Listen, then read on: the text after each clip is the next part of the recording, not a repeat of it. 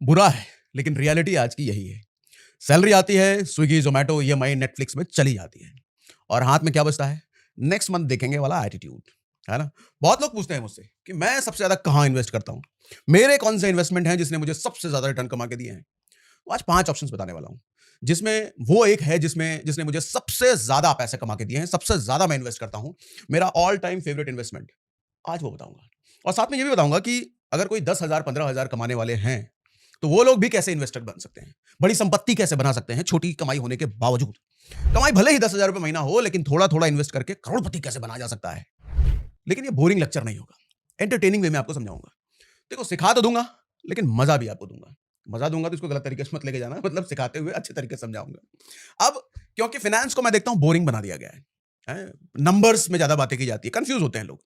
पूरे इंटरनेट पर मुझे लगता है सिर्फ सागर सिन्हा ने ही ठेका ले रखा है फ़ाइनेंस को देसी तरीके से समझाने का। हैं? मानते हो कि नहीं भैया? चलो भैया अब शुरू किया जाए। 5 ऑप्शंस हैं। सबसे पहला है एफडी, मम्मी-पापा का फ़ेवरेट। दूसरा है mutual fund, youth friendly middle path. तीसरा है high risk aggressive portfolio, risky roller coaster जिसको आप कह सकते हो। चौथा ऑप्शन है एक और पांचवा ऑप्शन है मेरा फेवरेट वाला। तो पांचों समझाता हूं। सबसे पहले पहला ऑप्शन डिटेल में समझाता हूं। पहला ऑप्शन क्या बोला मैंने? एफडी, मम्मी पापा की फेवरेट वाला प्लान। सबसे पहले बात इसी की करते हैं। देखो, एफडी का मतलब होता है फिक्स डिपॉजिट। मम्मी पापा का फेवरेट क्यों कह रहा हूं मैं? उनको लगता है कि अगर आपने एफडी में पैसा डाल दिया तो पैसा तो लॉक रहेगा ही, सेफ भी रहेगा। एफडी में पैसा डालना वैसा ही है जैसे शादी में सिर्फ प्लेन राइस खाना। पेट तो भर जाएगा, टेस्ट कहीं नामो निशान नहीं मिलेगा उसका।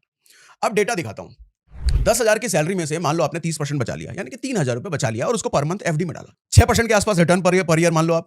तो 10 साल बाद ये 7 लाख रुपए, आज की वैल्यू में 5 लाख रुपए। अब आज की वैल्यू में क्यों बोल रहा हूं मैं 5 लाख? इसलिए क्योंकि भैया एफडी में आपको इंटरेस्ट तो मिलता है, लेकिन साथ ही महंगाई आपके पैसे की वैल्यू कम भी करते चली जाती है ना? इसीलिए मैंने बोला कि जो पैसा आपको मिलता है 5 साल बाद, 6 साल बाद, 10 साल बाद, उसकी वैल्यू उतनी नहीं रहती जितनी आज है, क्योंकि साथ में महंगाई वाला नंबर भी साथ-साथ चलता है। अब 20 साल बाद कितना मिलता है? लगभग 33 लाख रुपए, अगर आप 3,000 रुपए पर मंथ डाल रहे हो। अब 33 लाख को आज की वैल्यू में अगर देखा जाए तो इसकी वैल्यू होगी 12 लाख के बराबर। 40 साल बाद लगभग 3.3 करोड़ बन जाएगा ये, लेकिन आज की वैल्यू में महंगाई के बाद लगभग 50 लाख। मतलब 40 साल इन्वेस्ट करने के बाद भी आज की दुनिया में सिर्फ एक मिड रेंज आईफोन या एक सेकंड हैंड कार ही खरीद पाओगे। आज की जनरेशन जिम की मेंबरशिप ले लेगी, लेकिन एफडी में इन्वेस्ट करने से बोलेगी भैया, अरे भैया थोड़ा बोरिंग है यार। पर सच बताऊं तो एफडी थोड़ी बोरिंग है भी, क्योंकि रिटर्न्स भी बोरिंग है ना, उतना अट्रैक्टिव नहीं है, मजा नहीं आता है देख करके। एफडी रिटर्न देख करके आपका रिएक्शन होगा, अरे ये तो सेम है जैसे यूनिवर्सिटी की कैंटीन का समोसा। 10 साल पहले भी 10 रुपए मिलता था, आज भी 10 रुपए मिल रहा है। खैर, देखो, सेफ रहना जरूरी होता है, लेकिन सिर्फ सेफ्टी के चक्कर में ग्रोथ को छोड़ दोगे तो लाइफ का टेस्ट कभी नहीं मिलेगा। एफडी बुरा नहीं है, ये सेफ है, और सेफ ऑप्शन चुनोगे तो आप अपने साथ बुरा होने से बच जाओगे, लेकिन बड़ा होने से भी बच जाओगे भैया। एफडी को इमरजेंसी फंड के तौर पे लो। इमरजेंसी फंड बनाने के लिए मुझे लगता है एफडी से अच्छा ऑप्शन है ही नहीं। ये बेस्ट है इमरजेंसी फंड बनाने के लिए, लेकिन बड़ा वेल्थ बनाने के लिए एफडी नहीं है। अब option 2, mutual fund, index fund. इसको मैं स्मार्ट मिडिल पाथ कहता हूं। इसके बारे में जरा डिटेल में समझाता हूं। देखो, ये वो रास्ता है जो आज की यूथ को लेना चाहिए, मुझे लगता है। एफडी से बेटर है, स्टॉक मार्केट से स्टेबल है और रिटर्न्स डिसेंट मिलते हैं इसमें। म्यूचुअल फंड एसआईपी लेना वैसा ही है जैसे गर्लफ्रेंड रखना, थोड़ा पेशेंस चाहिए। अगर सही चूज कर लिया तो लाइफ लॉन्ग साथ देगी, और गड़बड़ चूज किया तो फिर तो क्या ही होता है आपको पता ही है। अब सिंपल स्ट्रेटजी समझो। 70% निफ्टी 50 इंडेक्स फंड में डालो, मतलब आपका जो भी इन्वेस्टमेंट अमाउंट आपने डिसाइड किया है उसका 70% निफ्टी 50 इंडेक्स में डाल दो। 20% मिड कैप इंडेक्स फंड में डालो, 10% स्मॉल कैप इंडेक्स फंड में डालो। अब डेटा के जरिए आपको समझाता हूं एग्जांपल के साथ। कितना डालना है वही मैंने 30%, 10,000 की सैलरी है, 30% यानी कि 3,000 रुपए। 3,000 रुपए पर मंथ अगर आप म्यूचुअल फंड इंडेक्स फंड में डाल रहे हो तो 10 साल बाद लगभग 9 लाख रुपए के आसपास बन जाता है। हर चीज में लगभग है भैया, जहां स्टॉक मार्केट की बात आती है वहां रोलर कोस्टर भी चलता है ऊपर नीचे, ठीक है? इसलिए यहां लगभग मैं बोलना भूल जाऊं तो अपने आप लगा लेना। 20 साल बाद 63 लाख के आसपास, 30 साल बाद 3.5 करोड़ के आसपास, लेकिन 40 साल बाद 14 करोड़ के आसपास। अब सोचो, एफडी वर्सेस अगर म्यूचुअल फंड हम करें तो एफडी आपको 3.3 करोड़ दे रहा है 40 साल बाद, म्यूचुअल फंड 14 करोड़ दे रहा है। अब ये डिफरेंस ऐसा ही है जैसे सलमान खान की बॉडी और अनिल कपूर के चेस्ट के बाल। आप कहोगे ये कैसा कंपैरिजन है? तो एग्जैक्टली मैं भी तो वही कह रहा हूं, कहां कंपैरिजन है ये? है ही नहीं ना, कहां 3 करोड़ कहां 14 करोड़।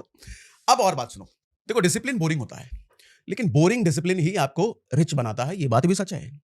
आज किसी की सैलरी सिर्फ 15,000 रुपए है, हर महीने 5,000 रुपए अगर वो एसआईपी करे ना और 25 साल होल्ड कर ले तो उसका कॉर्पस 4 करोड़ का बन जाता है 25 साल बाद।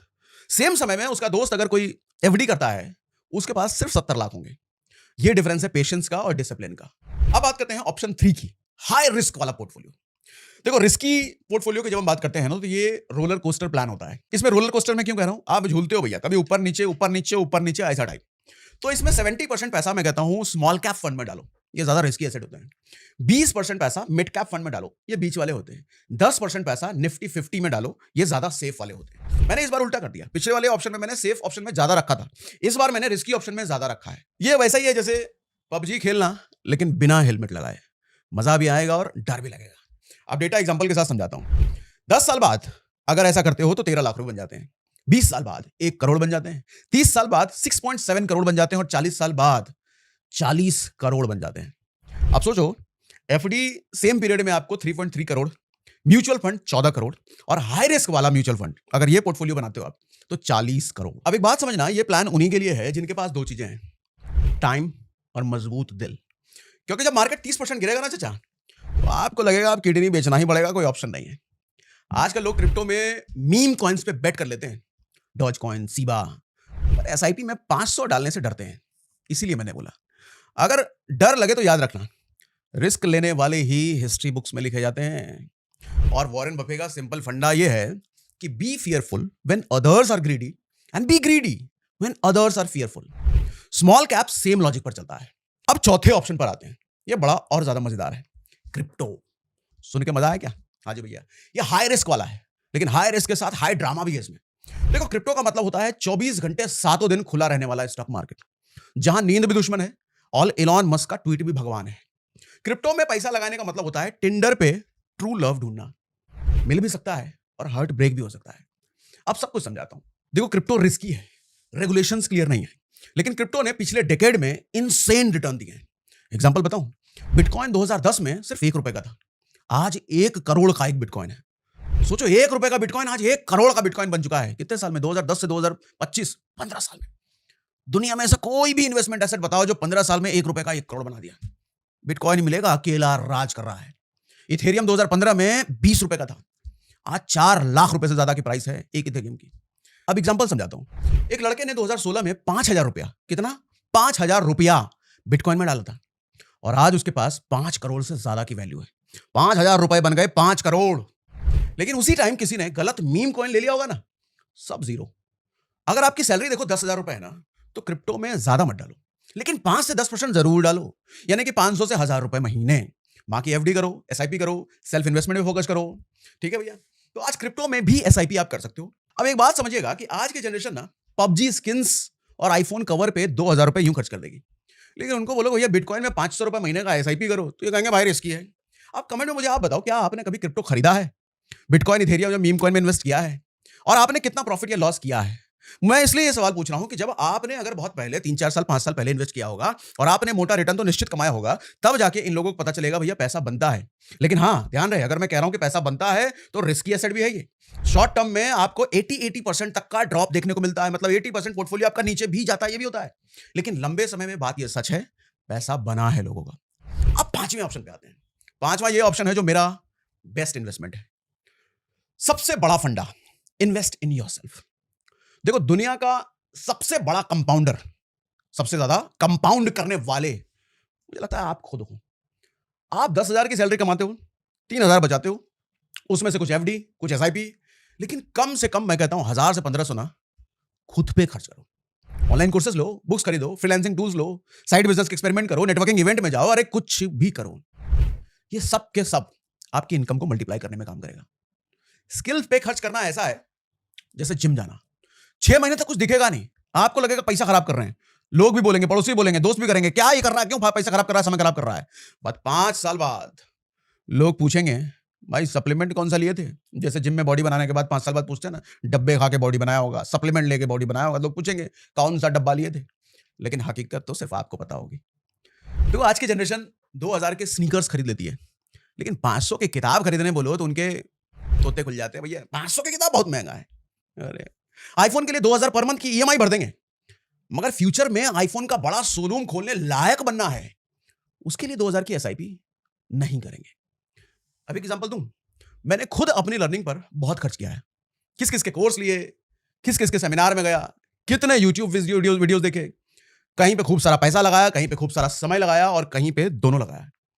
लेकिन आज उस इन्वेस्टमेंट ने मेरी इनकम को कई गुना मल्टीप्लाई किया। आज मैं महीने की जितनी सैलरी दे देता हूं अपने लोगों को, कभी पूरे साल उतना नहीं कमा पाता था, क्योंकि वो इन्वेस्टमेंट मैंने खुद पर किए। देखो, शेयर्स गिर सकते हैं, लेकिन स्किल्स की वैल्यू कभी भी जीरो नहीं होती। नॉलेज पे लगाया गया पैसा कभी डूबता नहीं है, कभी भी नहीं डूबता है। हाँ, आपको लगेगा नॉलेज पे मैंने पैसा तो लगा लिया, तुरंत रिटर्न नहीं आ रहा, लेकिन जब रिटर्न देना शुरू होगा ना, सारे इन्वेस्टमेंट का बाप बन के आएगा ये। देखो, खुद को ग्रो करना वैसा ही है जैसे सबसे बड़ा कंपाउंड इंटरेस्ट कमाना। मार्केट क्रैश से डरने की जरूरत है, लेकिन खुद के क्रैश से ज्यादा आपको डरना चाहिए। मार्केट क्रैश तो होता रहेगा, आप खुद क्रैश ना होना कभी। उसके लिए जरूरी है कि खुद के नॉलेज को बढ़ाते रहो। अब आपसे मैं पूछता हूं, आपने लास्ट टाइम किस स्किल पे पैसा इन्वेस्ट किया था? मुझे बताना जरूर। बुक्स पे किया था, किसी के कोर्स लिए थे, या कोई साइड बिजनेस किया था, कुछ भी बताना जरूर। तो भाई साहब, 5 ऑप्शंस मैंने आपको बताए। पहला एफडी बताया, सेफ है बट थोड़ा बोरिंग है। दूसरा म्यूचुअल फंड बताया, बैलेंस है बट फ्यूचर प्रूफ है। तीसरा हाई रिस्क वाला रोलर कोस्टर मैंने आपको बताया, जो कि जैकपॉट दे सकता है। चौथा मैंने आपको क्रिप्टो बताया, जो कि बहुत ज्यादा भैया दिल को आपको सदमे में दे सकता है, लेकिन रिटर्न पोटेंशियल बहुत बड़ा है। पांचवा मैंने आपको बताया कि खुद पर इन्वेस्टमेंट, जिसका मुकाबला दुनिया में कोई भी इन्वेस्टमेंट एसेट नहीं कर सकता। अब एफडी वालों को देखो फ्यूचर में पेंशन मिल जाएगा, म्यूचुअल फंड वालों को मैंशन मिल जाएगा, रिस्क वालों को टेंशन मिल सकता है, लेकिन खुद पर इन्वेस्ट करने वालों को सेटिस्फैक्शन मिलता है।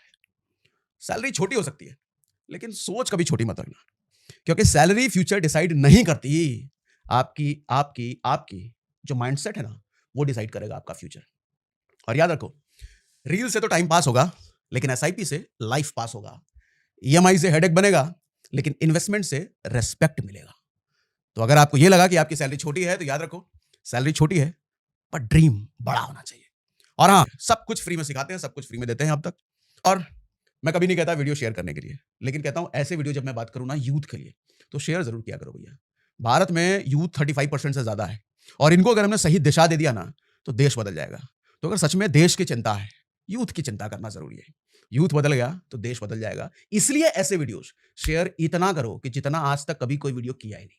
तो देखा अपने दोस्तों, कैसे सागर सिन्हा सर ने आज हमें 5 ऐसे इन्वेस्टमेंट के तरीके बताए जिनमें सिर्फ 10 से 15 हजार रुपए सैलरी पाने वाले लोग भी आराम से इन्वेस्टमेंट करके लाखों करोड़ों की वेल्थ को खड़ा कर सकते हैं। सागर सर कहते हैं कि इन 5 में से किसी में भी सही, लेकिन इन्वेस्ट करना आज से ही शुरू करो और अपने फ्यूचर को सेव करो। तो दोस्तों, सागर सर की आज की वीडियो से अगर आपको कुछ सीखने को मिला हो और आप भी सागर सिन्हा सर के फैन हो, तो वीडियो को लाइक करना और चैनल को सब्सक्राइब करना ना भूलें।